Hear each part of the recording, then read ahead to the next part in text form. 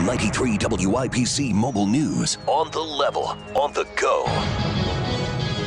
Giving it a go with restrictions. With your Alexa Flash Briefing, I'm Herrick. Indianapolis Public Schools plans on starting the school year August 3rd with both options for parents and students, in-person classes and online learning. Rob Conant reports on how they came to that decision. Certainly not everyone will be in agreement with every decision that we make. That is to be expected. IPS Superintendent Alicia Johnson says she feels good about where they are on equipment like masks and hand sanitizer for in-person classes. Dr. Virginia Kane from the Marion County Health Department backs up the district's decision to have in-person classes. We have done, honestly, a phenomenal job of having our cases reduced since the peak. But Johnson does say if something happens before August 3rd where they need to make some changes, they won't hesitate. Rob Conant, 93 WIBC Mobile News. Virtual class only for 11,000 students in Washington Township schools. The district is doing it differently from IPS, says Board President John Fensel. Experts caution that students themselves may become infected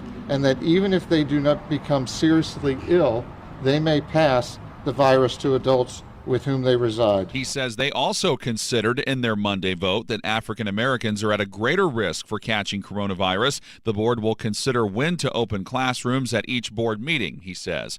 A person from Georgia shot and killed Monday night while driving on I-465 on Indy's south side. State police say it started as a road rage incident just after 6. A black Chevrolet Impala or Malibu drove up next to a white van and someone started shooting near the State Road 37 exit. The victim was taken to a hospital where they later died. Police are now looking for that black Impala or Malibu, and they're asking anyone who witnessed the shooting to call state police.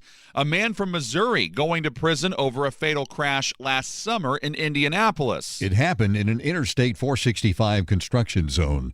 I'm Stan Lear. Prosecutors say Bruce Pollard ignored signs that warned of what was ahead. His speeding big rig hit the back of a car driven by Alana Norman Coons from Indy. She and her twin toddlers were killed. Pollard's agreement to plead guilty but mentally ill was accepted by a Marion County judge who sentenced him to 9 years.